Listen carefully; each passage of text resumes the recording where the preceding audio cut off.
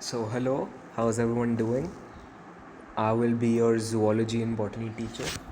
I will guide you through the biology section of NEET and I will try to cover every single topic with as much detail as possible.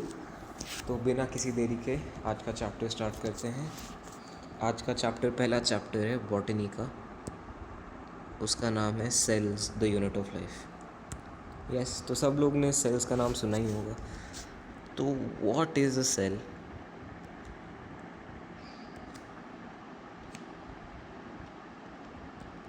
What is a cell? सब लोग यहाँ grade 6-7 से सुन रहे होंगे. तो cell is the basic fundamental unit of life. Is the basic structural and functional unit of life.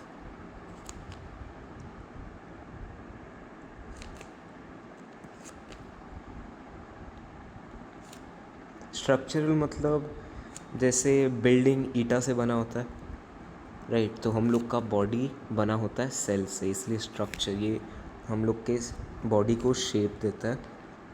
Functional unit of life, right. तो बहुत सारे सेल मिल के बनाते हैं बॉडी.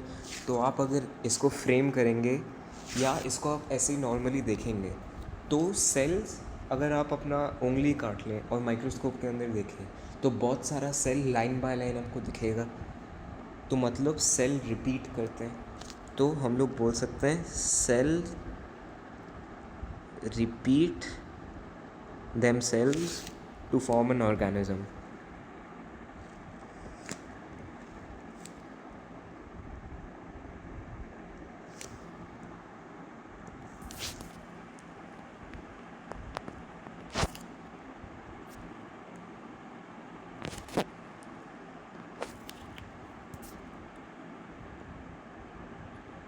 ठीक है, यहाँ तक हो गया. अब सेल, कुछ सेल बड़े होते हैं, कुछ सेल छोटे होते हैं. तो सबसे बड़ा सेल का आपने नाम कहीं सुना होगा, ऑस्ट्रिच एग दुनिया का सबसे बड़ा सेल है. तो सेल का साइज़ उसके फंक्शन पे डिपेंड करता है. तो मैं लिख देता हूँ, the size of the cell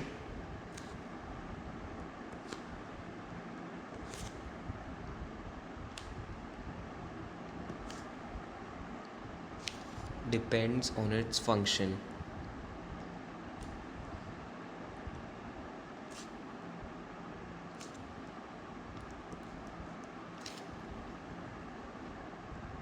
ठीक है, यहाँ तक समझ में आ गया. अब इसका एग्जाम्पल भी देता हूँ मैं, टेंशन मत लो. यस, फंक्शन पे डिपेंड करता है. तो मैंने यहाँ पे बनाया एक एरो. और बनाते हैं अब अलग अलग टाइप के सेल, उनका फंक्शन और उनका शेप के साथ. यस, तो ये हो गया.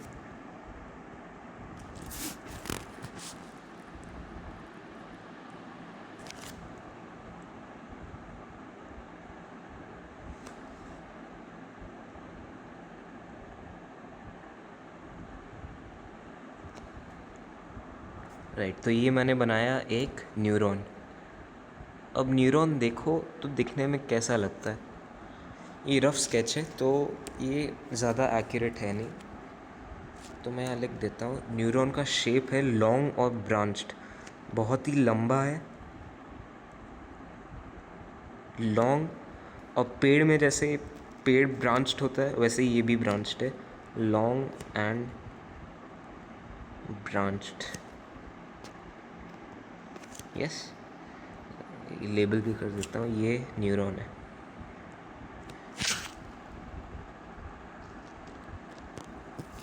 अब इसका काम है ट्रांसमिशन ऑफ नर्व सिग्नल या इम्पल्सेस. नर्व सिग्नल को एक जगह से दूसरी जगह ये पहुंचाता है, इलेक्ट्रिकल सिग्नल. तो ट्रांसमिशन ऑफ नर्व सिग्नल्स.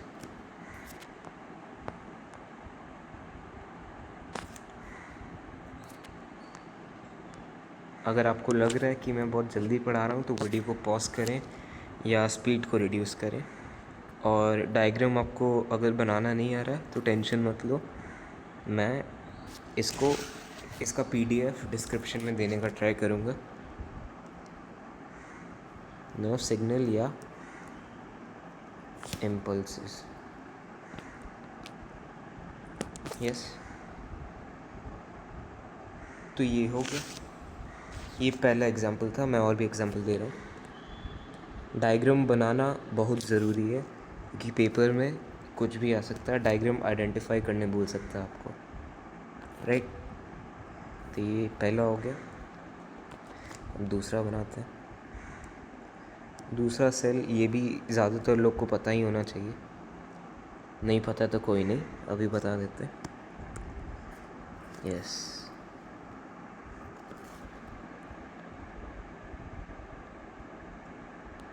तो ये मैंने बनाया एक red blood cell.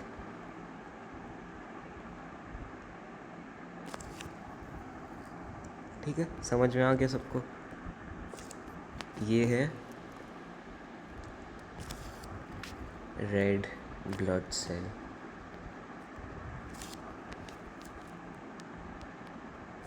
Right. Red blood cell, इसका शेप कैसा लग रहा है? ये है राउंड एंड बाई कॉन्केव। मतलब जैसे एक पेड़ा होता है, पेड़ा गोल होता है, उसके बीच में उंगली से लोग एक गैप बना देते हैं, तो वैसे ही ये बाई कॉन्केव है। तो उस गैप और सर्कल को बोलते हैं बाई कॉन्केव। तो ये यहाँ पे बीच में जो है, ये बीच में से ये गड़ा हुआ होता है। तो ये राउंड एंड बाई कॉन्केव, इसका काम क्या होता है? इसका काम होता है storage and transport of oxygen. Oxygen को है ये अपने अंदर रखता है, और जहाँ पे भी ऑक्सीजन का ज़रूरत होता है वो वहाँ पे लेके जाता है। Storage and transport of oxygen, right. तो जाहिर सी बात है, अगर स्टोरेज करना होगा तो इसको बड़ा होना चाहिए। बड़ा होगा तो ये राउंड भी होगा, इसीलिए ये राउंड है। और ये बाइकॉन्केव इसलिए है, मैं इसको बॉक्स कर देता हूँ, यस। तो ये बाइकॉन्केव इसलिए है, बाइकॉन्केव होने से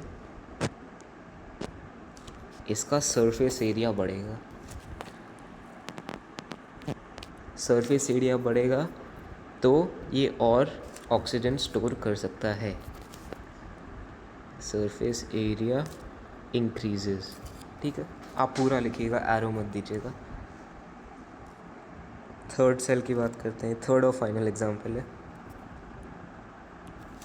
यस।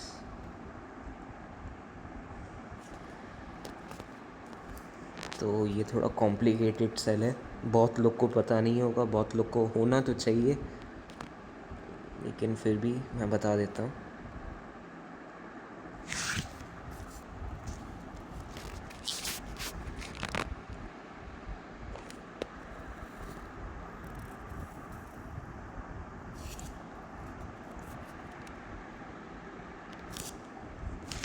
तो ये मैंने बनाया एक नेफ्रॉन।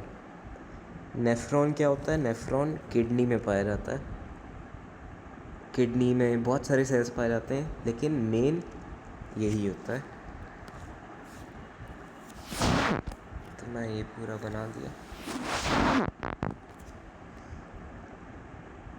यहाँ एक कैपिलरी का टफ्ट होता है, मतलब कैपिलरी का गुच्छा होता है। तो मैं ऐसे ही बना देता हूँ कुछ कैपिलरी, ये मान के चलना कैपिलरी है, ठीक है। तो ये मैंने बनाया एक नेफ्रॉन।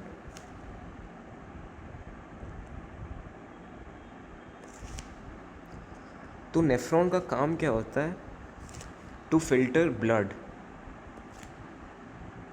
तो आपका खून में जो भी गंदा गंदा चीज़ होता है, ये उसको साफ़ करके फेंक देता है बाहर in the form of urine, yes. तो ये एग्जाम्पल हो गया हम लोग का।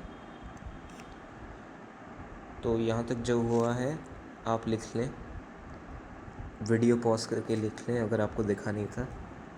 ये लिख लें तो ये भी लिख लें, यस। अब सेल्स के बारे में हम लोग बात कर लिए, लेकिन सेल्स का खोज कैसे हुआ था? ये हमें अभी बात करना है। तो यहाँ मैं हेडिंग दे देता हूँ, discovery of cells.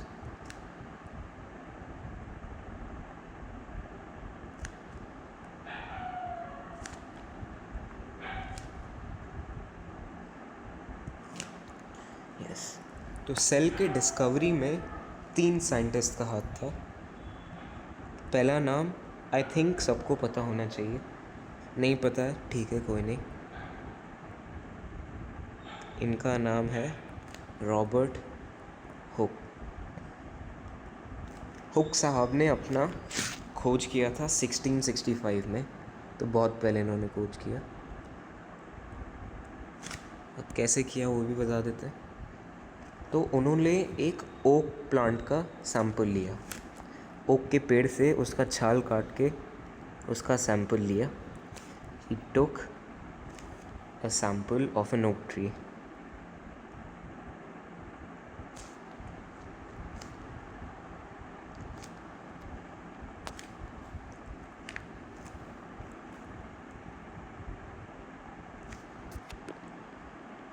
Yes, oak tree का सैंपल लिया और उन्होंने सिंपल माइक्रोस्कोप के अंदर इसको डाला, and he put it under simple microscope. Put it नहीं, ऑब्जर्व्ड बोलते हैं। उन्होंने देखा, तो देखने का मतलब ऑब्जर्व, तो he observed it under a simple microscope.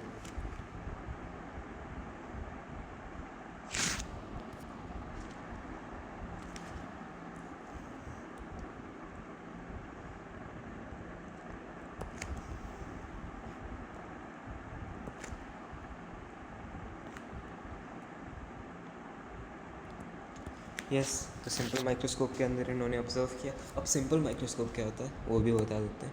Simple microscope ज़्यादा कुछ होता नहीं, नाम में ही सिंपल लिखा है तो सिंपल ही होगा। तो उन्होंने एक ट्यूब लिया, ऐसा ट्यूब था, ये आई पीस, ये एरिया आई पीस है, लिख देता हूँ आई। अभी आपको माइक्रोस्कोप का पार्ट का नाम याद करना ज़रूरी नहीं है, लेकिन फिर भी for your information I have written it down. Eyepiece है, तो यहाँ पे 1 या 2 ऐसे सिंपल लेंस लगे होते हैं, सिंपल लेंसेज।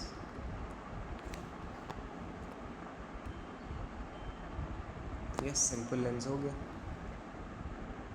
अब यहाँ पे सैंपल था ओक ट्री का, ओक ट्री सैंपल।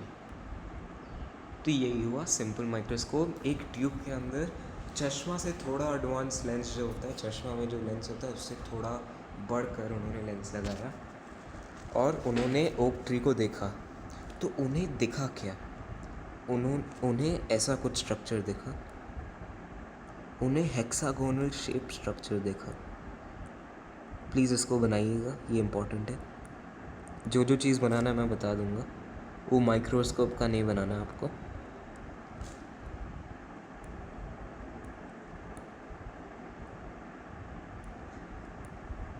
यस, सो ऐसा इन्होंने हेक्सागोनल स्ट्रक्चर देखा। तो मैं लिख सकता हूँ he saw hexagonal structure.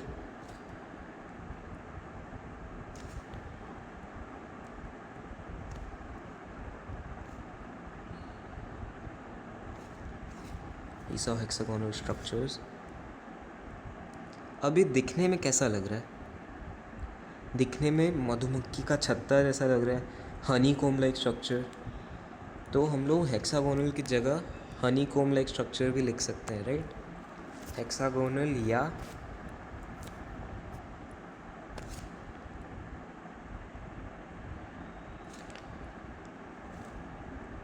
Honey come like structure.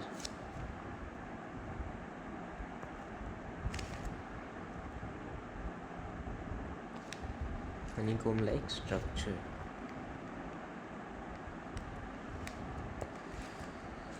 Yes, ये हो गया।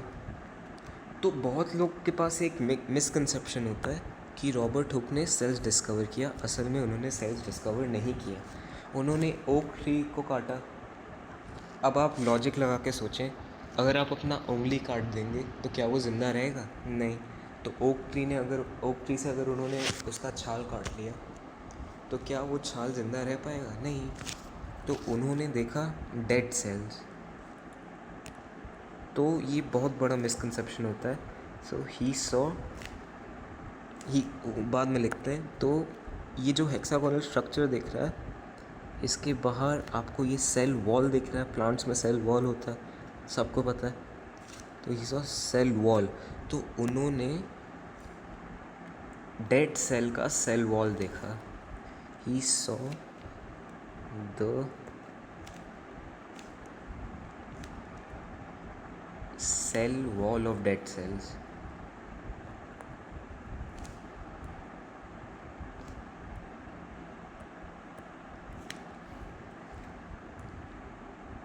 Yes, cell wall of dead cells. यहाँ तो सबको क्लियर है। अब इन्हें जो अंदर खाली खाली जगह दिखा, इन्होंने इसको नाम दिया सेल्यूला। और यही सेल्यूला नाम आगे जाके सेल्स में बदला। तो ये जो इन्होंने डिस्कवरी किया था। ओ हाँ, और एक और चीज़, ये जो स्ट्रक्चर देखा ये अंदर से एम्प्टी था, खाली था, क्योंकि माइक्रोस्कोप ज़्यादा एडवांस था नहीं तो उन्हें कुछ दिखा भी नहीं। तो he saw cell wall of dead cells. और इन्होंने ये खोज अपने एक बुक उन्होंने लिखा। सो ही published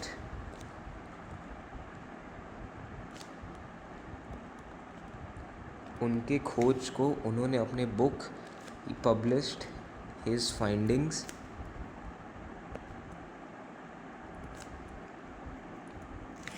in his book called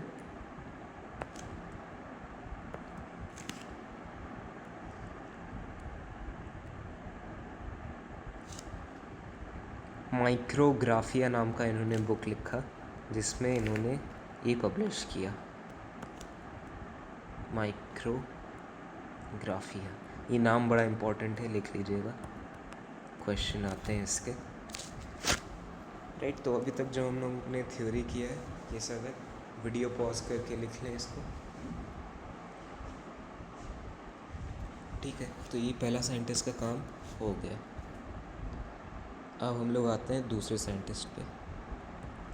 अगर आपको पेस स्लो लग रहा है तो प्लीज़ वीडियो को 2x पे देखें।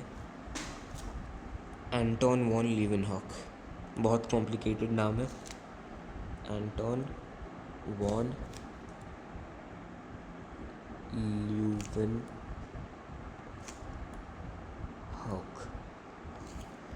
इन्होंने अपना खोज किया था 1674 में। डेट्स भी बहुत इम्पोर्टेंट है, डेट्स को याद करना ना भूलें। तो रॉबर्ट हुक ने डेड सेल्स पे रिसर्च किया, एंटोन वॉन लीवेनहॉक ने लिविंग सेल्स पे रिसर्च किया। He researched on living cells. So Leeuwenhoek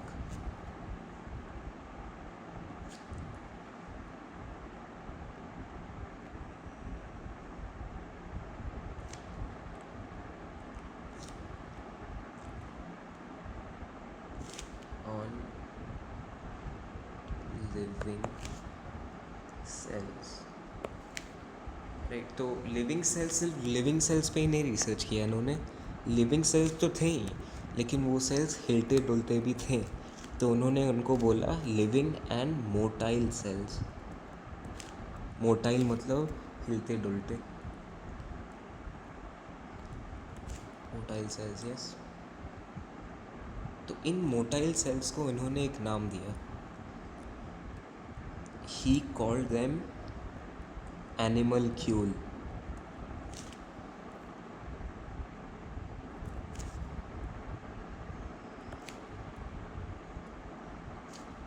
एनिमलक्यूल, yes, नाम ही याद करके रखिएगा। एनिमलक्यूल नाम दिया उन्होंने। तो इन सेल्स का एक एग्जांपल दे देता हूँ मैं आपको। Example includes protozoa,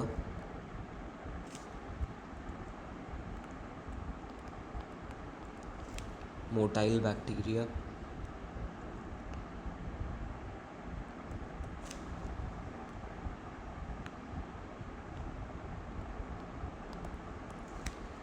sperm cells, reproductive cell है ये,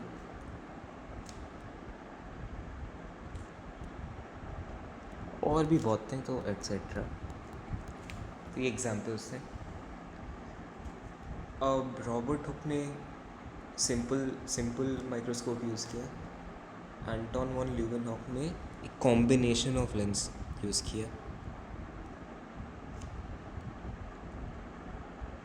He used a combination of lenses.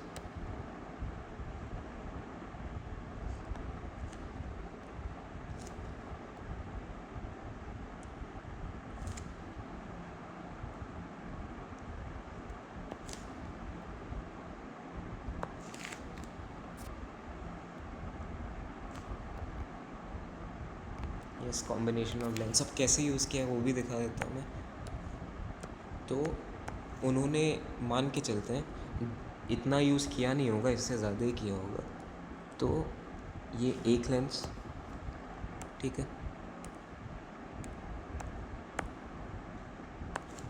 और ये दूसरा लेंस,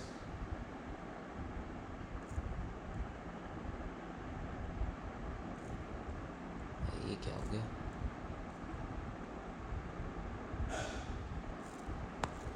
दूसरा लेंस, ठीक है। अब पहले लेंस का जो मैग्नीफिकेशन था, मान के चलते हैं पहले लेंस का मैग्नीफिकेशन था, बड़ा लेंस है तो 40x इसको मान के चलते हैं, और दूसरे लेंस का था 20x, और ये था मोटाइल बैक्टीरिया। यहाँ पे मोटाइल बैक्टीरिया।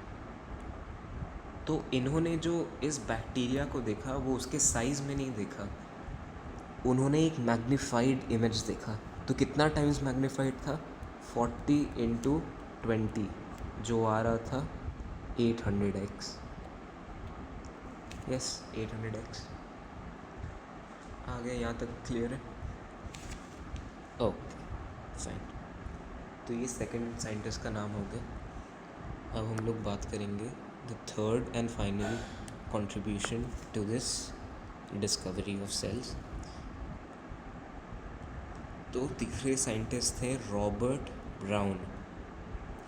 नाम याद करने में आसानी होगा क्योंकि पहले साइंटिस्ट का नाम था रॉबर्ट हुक, इनका नाम है रॉबर्ट ब्राउन। इन्होंने अपना खोज किया था 1831 में, तो बाकी के दो साइंटिस्ट के बहुत टाइम बाद। तो इन्होंने बहुत ही क्रूशियल चीज़ डिस्कवर किया जिसका नाम था न्यूक्लियस। सो ही डिस्कवर्ड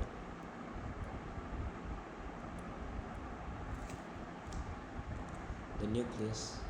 बस एनसीईआरटी में और कुछ दिया नहीं है, तो ज़्यादा इसके बारे में कुछ पढ़ना है नहीं।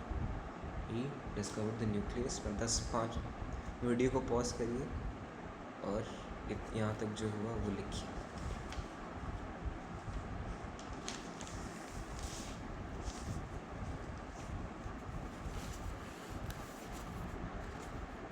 आई होप यहाँ तक लिखे होंगे।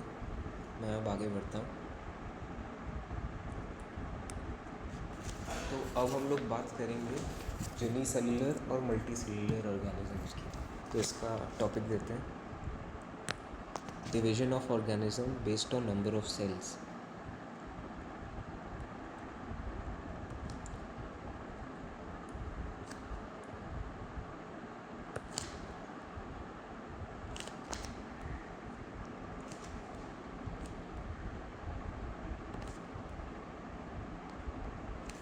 Based on number of cells.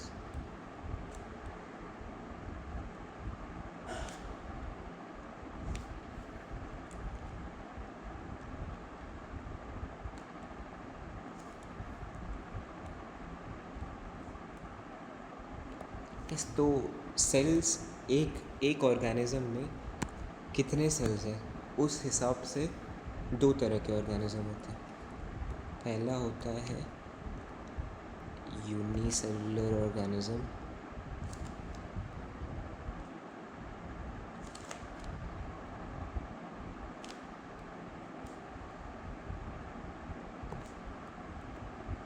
एक होता है मल्टी सेलुलर, अभी आगे पढ़ेंगे। तो यूनिसेलुलर ऑर्गेनिज्म और organisms which are one cell, ठीक है, एक ही सेल से बने होते हैं।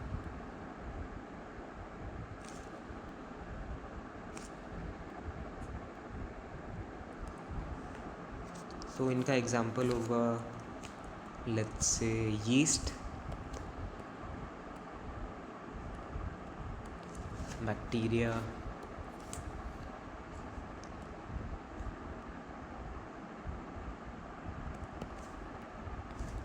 अमीबा,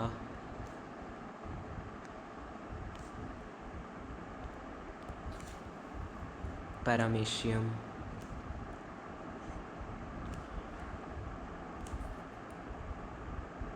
और भी हैं तो अभी उतना नाम याद नहीं करना, एट्सेट्रा, ठीक है। यूनिसेलुलर ऑर्गेनिज्म में एक ही सेल होता है, तो एक ही सेल सारा काम कर सकता है, तो काम का बंटवारा इसमें होता नहीं है क्योंकि एक ही सेल करता है। तो इसको हम लोग ऐसे लिख सकते हैं, डिवीजन ऑफ लेबर। लेबर मतलब काम, डिवीजन मतलब बंटवारा। So division of labour is not seen, देखा नहीं जाता है इसमें।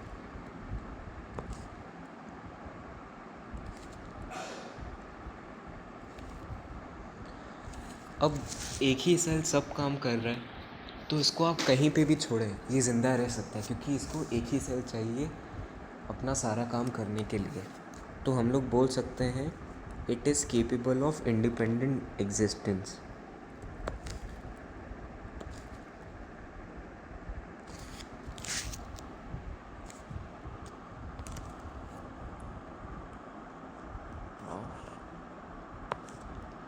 इंडिपेंडेंट एग्जिस्टेंस, ठीक है, खुद से रह सकता है कहीं पे भी, कहीं पे भी नहीं, मतलब खुद से रह सकता है। इसको और कोई, जैसे हम लोग के पास ऑर्गन के ऊपर डिपेंडेंट रहते हैं हम लोग, तो इसको ऑर्गन चाहिए नहीं क्योंकि एक ही सेल से बना होता है, दैट्स इट। तो यूनिसेलुलर ऑर्गेनिज्म ज़्यादातर प्रोकैरियोट्स होते हैं। प्रोकैरियोट्स क्या होते हैं मैं अभी बताऊंगा, वैसे आपको पता होना चाहिए। So they are mostly prokaryotes.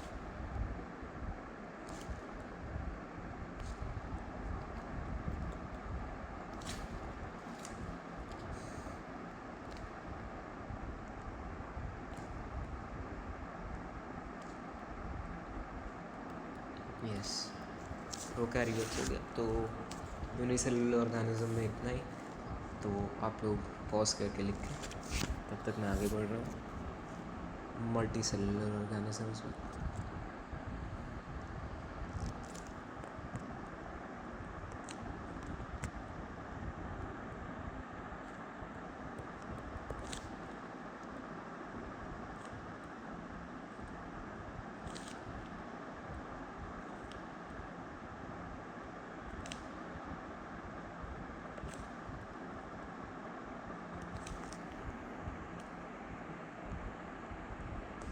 तो मल्टी सेलुलर ऑर्गेनिजम्स भी पता ही होना चाहिए आपको, बता देता हूँ मैं।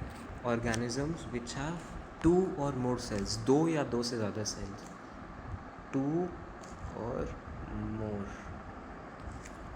2 और मोर सेल्स, यस, 2 मोर सेल्स। इसका एग्जाम्पल होगा एनिमल्स। एनिमल्स में हम लोग भी आते हैं, तो ह्यूमंस, इंसेक्ट्स, मच्छर और कीड़े मकोड़े, मस्कीटोज,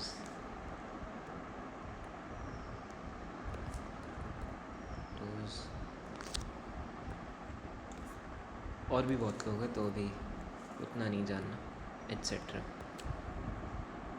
अब यहाँ पे अलग अलग सेल अलग अलग काम करते हैं। अब अपने गाल का सेल ले और उस पर खाना रखें, तो क्या वो खाना डाइजेस्ट कर पाएगा? नहीं।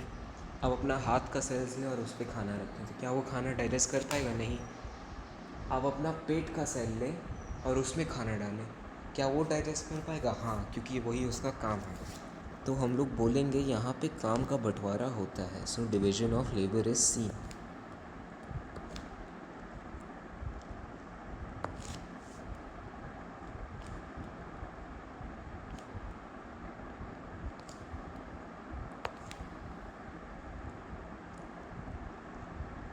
यस, ये हो गया।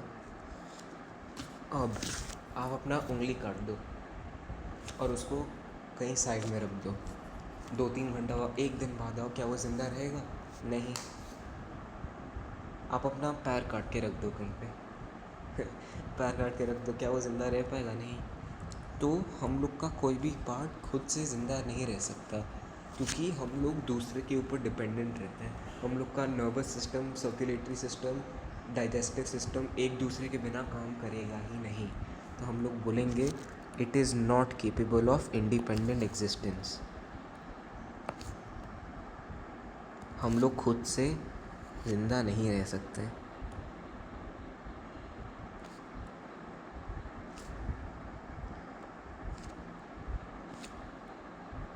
Of independent existence.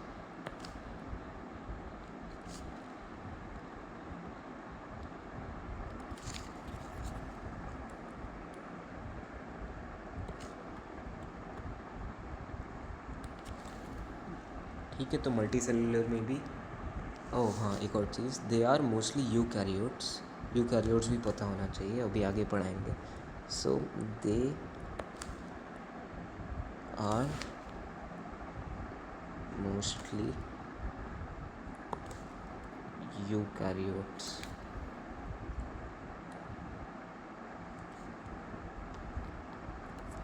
यस, तो ये हुआ मल्टी सेलुलर का बात। पॉज करके लिख लें। ठीक है, सो यूनिसेलुलर और मल्टी सेलुलर में एक एक्सेप्शन होता है, वो मैं यहाँ साइड में लिख देता हूँ, जो है वायरस।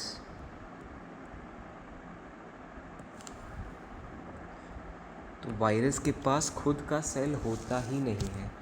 सो हम लोग लिख सकते हैं virus does not have its own cell.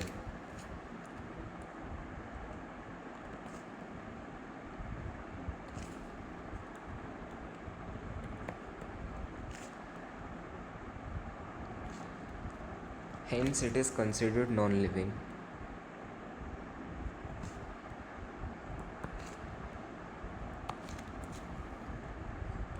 Considered as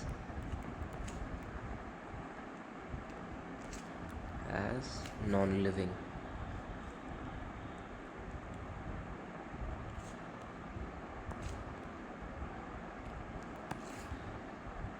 yes, यहाँ तक लिख लें। अब जब लिविंग और नॉन लिविंग का बात आ ही रहा है, तो साइड में एक और चीज़ लिखवा देता हूँ। एक टर्म आता है एनिमेट।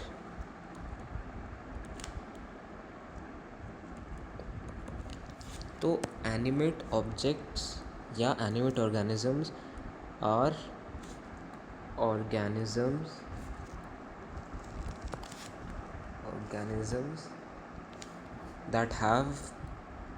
दैट हैव एटलीस्ट, कम से कम एक सेल।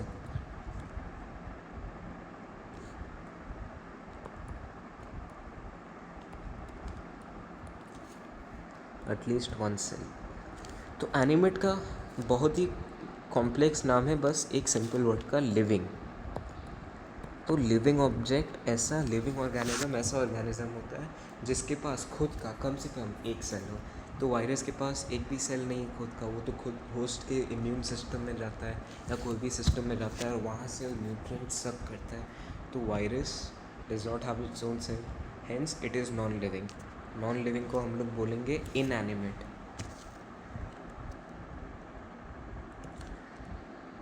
Inanimate, yes. इनएनिमेट मतलब आर ऑर्गेनिजम्स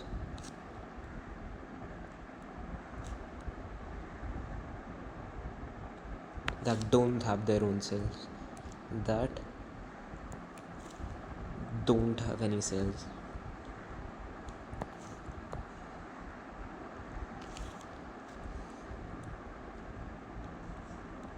Clear?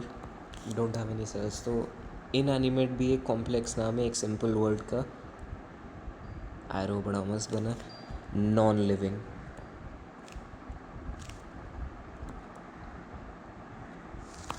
यहाँ तक क्लियर है? लिख लो पॉज करके वायरस और एनिमेट इनएनिमेट का। तो यहाँ तक हो गया। अब आते हैं इस लेक्चर का मेन पार्ट पे, वो है सेल थ्योरी।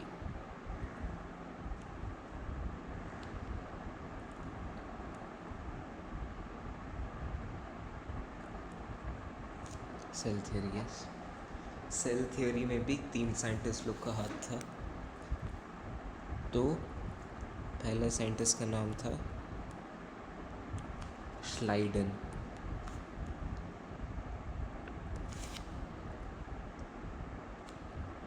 और इन्होंने अपना खोज किया था 1838 में,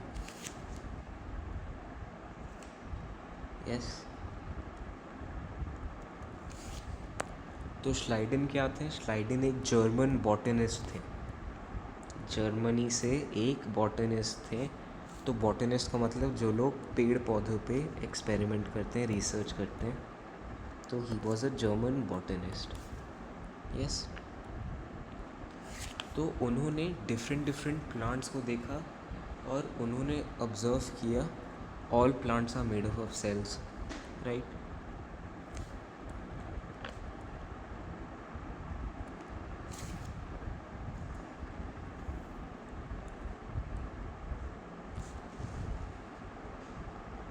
are made up of cells, yes. तो उन्होंने ये देखा और उन्होंने ये भी बोला कि सेल्स आगे जाके टिश्यूज़ बनाते हैं मिल के। तो sales further make tissues.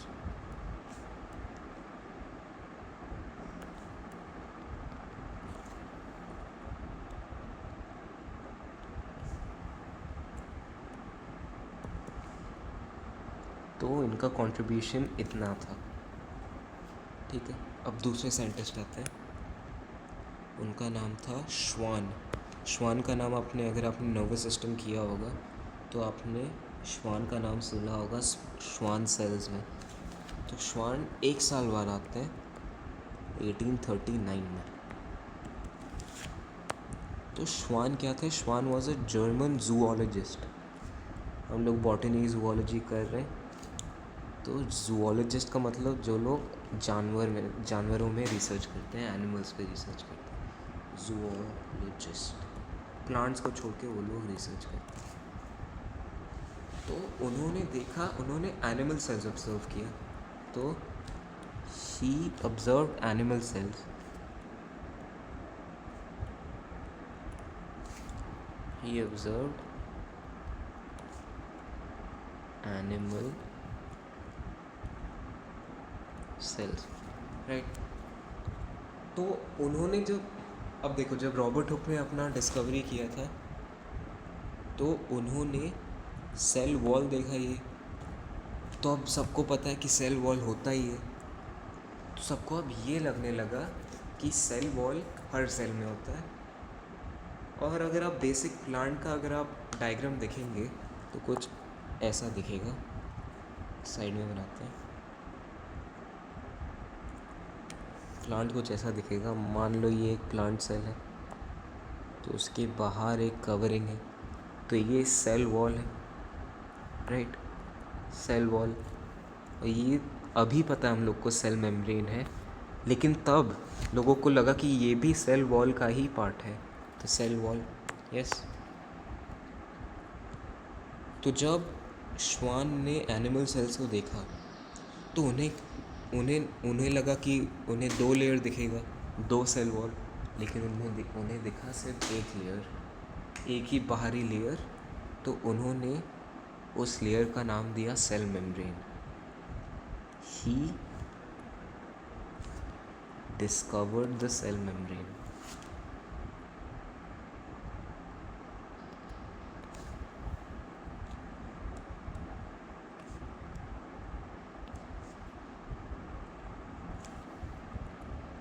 Cell membrane. और उन्होंने भी एक खोज किया, जैसे श्लाइडन ने बोला all plants are made up of cells, Schwann ने बोला all animals are made up of cells.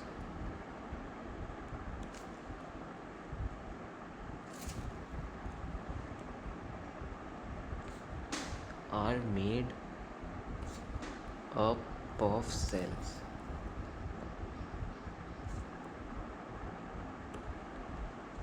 Yes, यहाँ तक क्लियर है? लिख लें इसको वीडियो पॉज करके।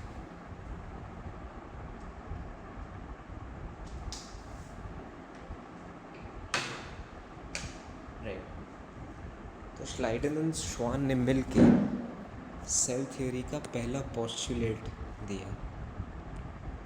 पोस्टुलेट क्या होता है बता रहा हूँ, एक second.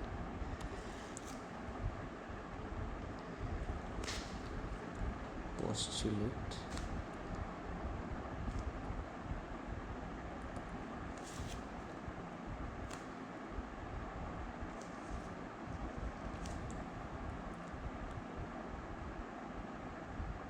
Postulates of cell theory.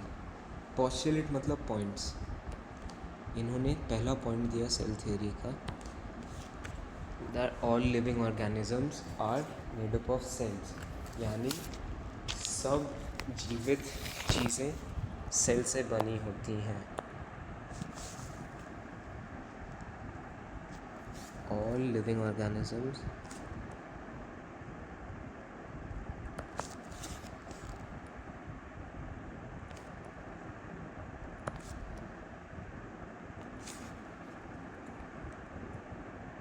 are made up of cells.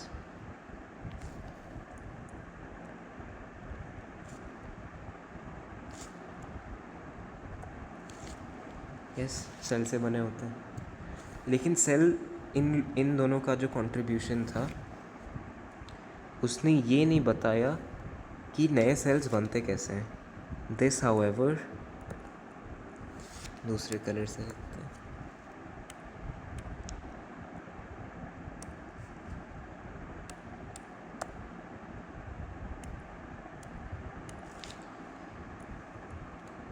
This, however, did not say how new cells arise.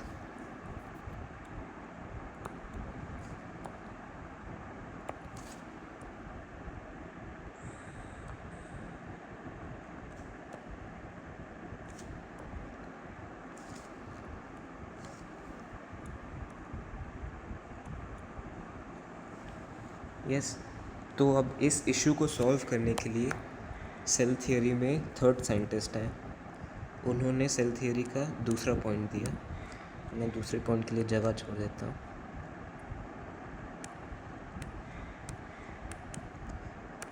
Yes, तो उनका नाम था, एक सेकेंड, ये क्या हो गया, रूडोल्फ वर्चा।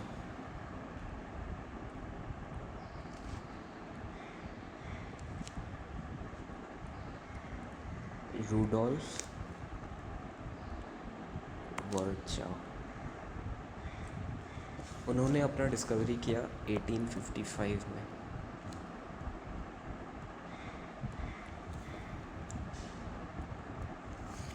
उन्होंने ये कहा, उन्होंने लैटिन में एक बहुत फेमस वर्ड बोला, मैं इसको बड़े में लिखता हूँ, ये बहुत इम्पोर्टेंट है, याद कर लीजिएगा। लैटिन में उन्होंने कहा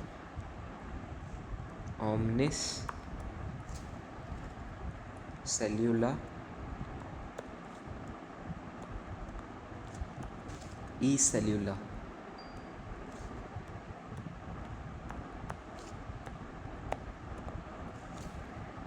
ओमनिस सेल्यूला ई सेल्यूला, इसका क्या मतलब हुआ? इसका मतलब हुआ all cells arise from pre-existing cells.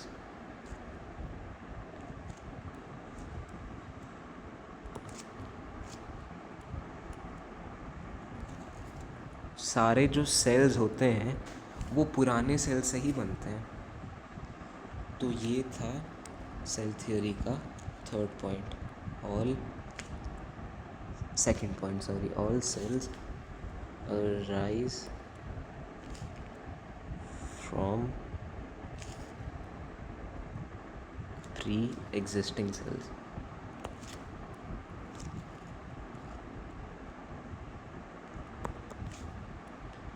ये पहले पॉइंट पे एक और चीज़ आप ऐड कर लीजिए, सॉरी पहले नहीं बताया। Made up of cells and products of cells.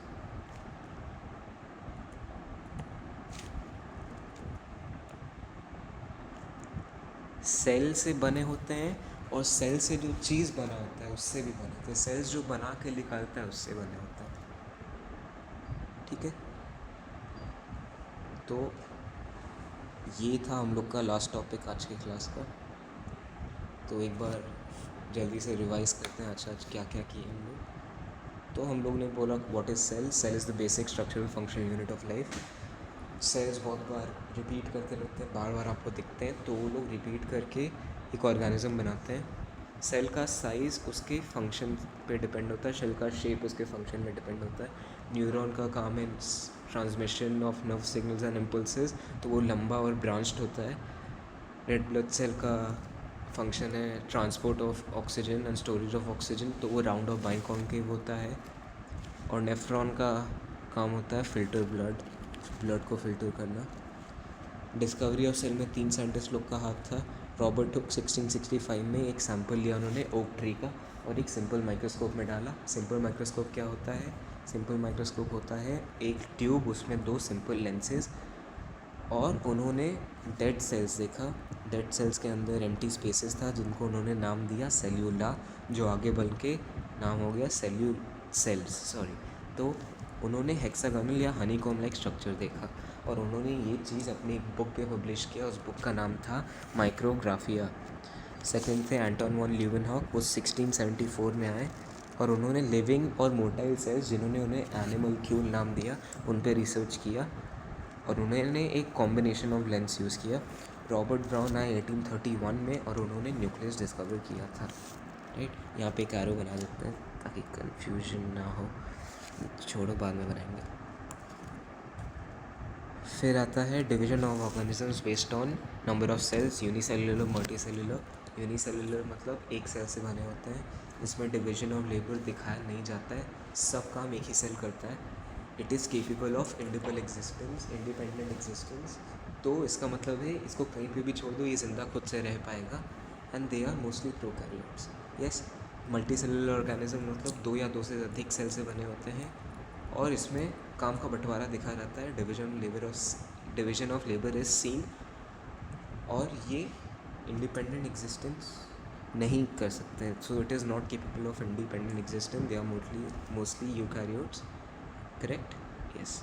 Cell theory में 3 साइंटिस्ट, श्लाइडन, श्वान और Rudolf Virchow. Schleiden was a German botanist. उन्होंने बोला all plants are made of cells and cells further make tissues. Yes. और zoologist, German zoologist Schwann ने 1839 में बोला कि animal cells के पास एक ही मेम्ब्रेन होता है, उसको बोलते हैं cell membrane. Right, cell membrane. तो all animals are made of cells उन्होंने बोला। Postulate of cell theory, all living organisms are made of cells and products of cells. लेकिन सेल थ्योरी ये नहीं बताता था कि नए सेल्स कैसे आते हैं, तो उसको सॉल्व करने के लिए एक साइंटिस्ट आए रुडोल्फ वर्चा। उन्होंने लैटिन में एक वर्ड बोला ओमनिस सेलुला ई सेलुला, जिसका मतलब था all cells arise from pre-existing cells. तो ये था second and final point of cell theory. So that's it for today. I hope you liked it. I hope you understood everything. Please write everything down. If you have any questions, please put it down in the comment section. Please do like, share and subscribe so I can keep making videos like this. Any questions you have, just drop it down in the comment section. So I'll try to reply to every one of them individually and I'll try to solve them to the best of my abilities. So that's it for today. Please do revise. हर दिन revise करिए, active recall करिए, तभी आपको चीज़ याद रहेंगे। सो that's it for today. That's it. So let's end it. So tada, bye bye, and let's crack it together.